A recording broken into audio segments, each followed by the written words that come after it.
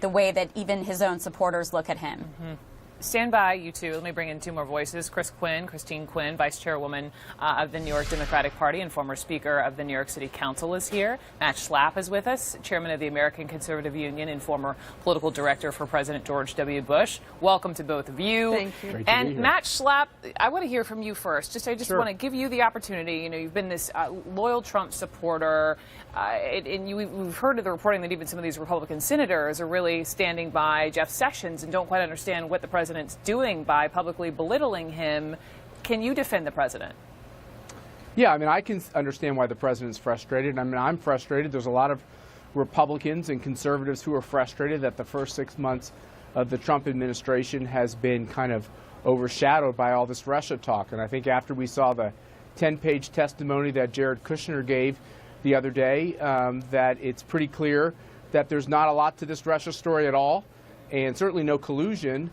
But yet we're going to be talking about this. And the problem with special counsels... Let's be fair. Let's be fair. Because we don't know the conclusion. We don't know how the investigation is going to play out. But yes, you know, we're not talking about... he wasn't colluding, and he said to the best of his knowledge that others have not. But let's let it play out first. Yeah, but Brooke, let's be fair. There's a reason we're not talking about it today, and it's not dominating the news because it didn't have any tantalizing details for the press to talk about, so they quickly changed the topic. I mean, I was supposed to be on a conversation on the Jared Kushner topic the other day, and they changed the topic because there was no there in his testimony. So my point is this, which is Republicans are frustrated that we have a special counsel at all. The only thing that's kind of ironic here is that Jeff Sessions didn't pick the special counsel. Yes, he recused himself, but in recusing himself, it was his deputy, Rod Rosenstein, who, without even talking to Jeff Sessions, picked this special counsel. He's the one who got us going on all this, and if Sessions were to leave as the Attorney General, it would be that very same Deputy Attorney General, Rod Rosenstein, who would then be the acting Attorney General. So it is a little, if you look at how the dominoes would fall on this, I don't exactly think it would accrue to the president's benefit. Okay, Chris Quinn, I see you out of the corner of my eye shaking your head. I want to give you ample time as well to respond. Let me just say I can't speak for that show and whatever guest opportunity you were supposed to have in talking about the testimony or the Russia investigation. But listen, we're going to talk about, we wanted to have you on, Matt, and I love talking to you. And we're going to talk about anything that is pertinent to the news of the day, including whatever comes out of Sarah Huckabee Sanders' mouth. That said, Chris Quinn, go for it. First of all, he's the President of the United States. If he doesn't want this man to be the Attorney General for any reason, fire him. You know, I don't often quote Senator Lindsey Graham, but he had it right today. It's a sign of weakness that the president is torturing Jeff Sessions on Twitter. He said, and I'm paraphrasing, strong people make a decision and they implement their decision. If he doesn't... Meaning if he wants to fire him, fire him. Don't let him flap in the breeze. Not humiliate him. That's, you know, exactly the wrong thing. And just untoward and bad behavior from the President of the United States. If he doesn't want him, fire him. But also, the President has said, if I knew he would recuse himself, I wouldn't have hired him. So you're saying if your Attorney General follows the law and the protocols, you wouldn't have hired him. That doesn't make any sense. Second, if there's no there to the Russian investigation, why do you care if the Attorney General had to recuse himself? And on the special counsel, the president basically brought that upon himself, saying, we'll take a special counsel at different times, to paraphrase. So with all due respect, I think most of the argument we just heard from Matt doesn't hold up. And beyond that, right before Jared Kushner began to testify, and in his testimony, we know he said he had no financial dealings with the Russians. The Guardian reported a long documentation of interactions financially with the Russians, including a real estate deal with a Russian tycoon who was a known money launderer. And the family that was involved in setting up the meeting is also one that the Trump family has had financial dealings with in the past. So there is a lot of there, and it's not as if the testimony doesn't already have bullet holes. I think you're referring to the Guardian piece, the eighth person in the room, the money laundering. Someone recently called him the poster child. It was then Senator Carl Levin, who was working at the time to investigate. We should say he wasn't prosecuted. Correct. But yes, there are questions about that person. And that's not no interaction. You made multiple points. Let's stick with just even the first one. And Matt Schlapp, I just want you to respond to why doesn't the president? I mean, clearly, it at least seems to be clear how he feels about the man. Why doesn't he just fire him? Because I think what we're missing here is that I actually think the president's very fond of Jeff Sessions. He's frustrated that what has happened is the Democrats have been able to repeat all these false claims about Russian collusion, interaction with the Russians, when there's really no evidence of anything because nobody can cite any evidence over and over again. That's really the standard. What's your evidence? And I think what he's saying is the evidence we actually do have is the DNC actually had an operative that was colluding with the government of Ukraine. We actually know that there have been illegal leaks, but from Comey and others, Obama holdovers who have been going after this Trump administration. And I know the press enjoys the leaks, but some of these are criminal leaks. But there's why all kinds take of questions the AG around to this task where publicly? If you're pointing out the DNC and all of that, why then take the AG to task so publicly if he really likes the guy? I will tell you, Brooke, I will admit to you that it is unconventional. I will tell you, having worked for a president, that it's not uncommon for a president to be kind of PO'd at one of his staffers, including a cabinet secretary. The differences with Donald Trump is when he is disappointed or upset, we all get to know about it. I can't believe anybody in the press is complaining about that because it sure gives you a lot to talk about. Okay, let's hit pause on unconventional Matt Schlapp. Quinn, Matt Schlapp, back with me on this one. Chris Quinn, you are appalled by this. I think it's disgusting.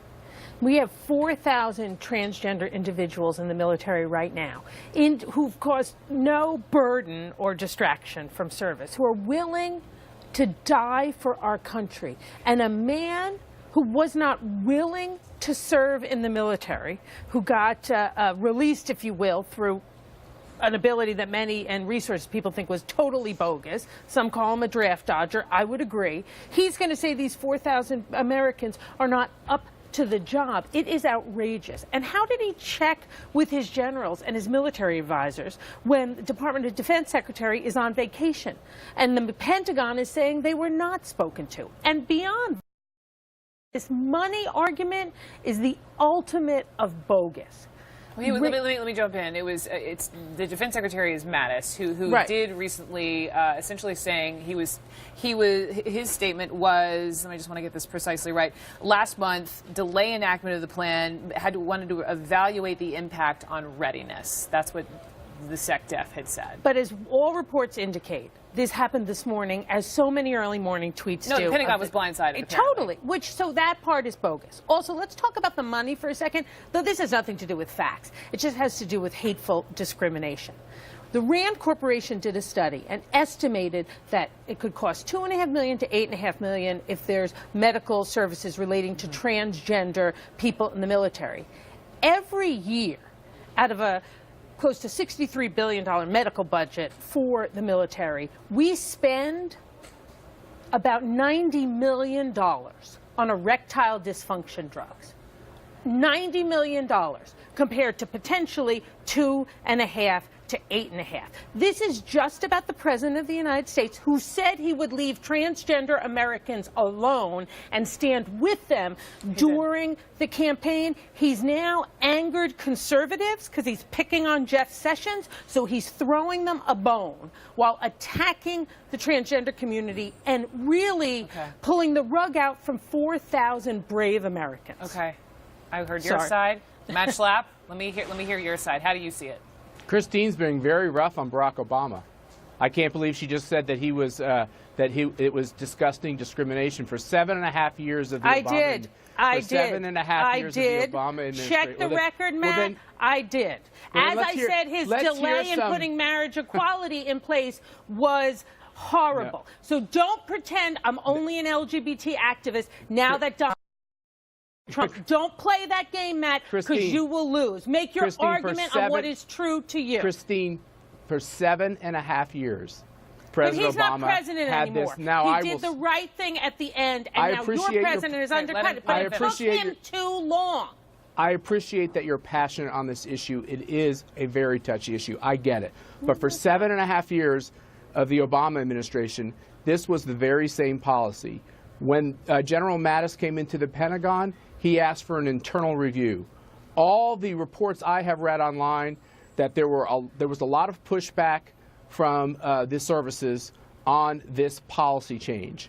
There's a very legitimate argument going on in Congress, just like with health care, as to whether or not you say leave the LGBTQ community, leave the transgender community alone. I think that's a very fair argument. Let me talk now. But the question is, you're actually not asking them to be left alone. You're asking the American taxpayers, including those who might have disagreements with the idea of paying for these surgeries, to actually foot the bill for all of this. That is a question we have to ask ourselves as a country. Not whether you have the right to live your life, because you do have the right to live your life, but do the taxpayers, are they mandated? To defend your no, country. no. And the question is this, as a taxpayer, Christine, Matt, it's a nice I'm not tactic. so interested in paying for erectile dysfunction. Me neither, Christine. Not a big let's thing join together. Let's join together on that. But the point is, don't obfuscate. It's not discrimination. It's not. I'm with you, Matt. Christine, it's not I'm with you. We could be It's the not real discrimination when you say you don't want to, as a taxpayer who has a moral problem, pay for abortions. It's not discrimination when a taxpayer, as I said, if you could just let me talk, you're not going to win your argument by dominating. Out of both sides of your mouth. Go ahead, Boy, Matt. Christine, you're not going to get yourself converts doing that. Let me just finish the statement, which is, as a country, we can decide whether or not you should be able to live your life and it should be legal. But the question of whether every taxpayer has to pay for it is a legitimate question we have to handle. Let me ask, hang on, both of you, hang on. What if you are a transgender individual in the military and you don't want to undergo the surgery, or you already have and you are actively serving? Matt, just help me understand. And we did a pre-tape with former Navy SEAL Kristen Beck, whose question was, what does that mean for those current people serving the country? Does that mean they'll be kicked out? I mean, there is. I don't know. You agree with me? There is a bit of ambiguity in So, Matt, is it really about, in all honesty, is it really about the money, or is it about the transgender individuals? Because I pay for a lot of things as a taxpayer, as do you, that we may not want to. But now we're not saying it's about the money. We're saying they are not, to quote the president, not allowed to serve. So what's it really about? In the end, what happens on all questions of funding the government, this is going to be resolved in Congress, right? There's going to be a vote on whether or not this is allowed or not allowed. I can't tell you from the president's tweet, although it looks like it's categorical to me. I don't know what it means for the people who are serving or not serving.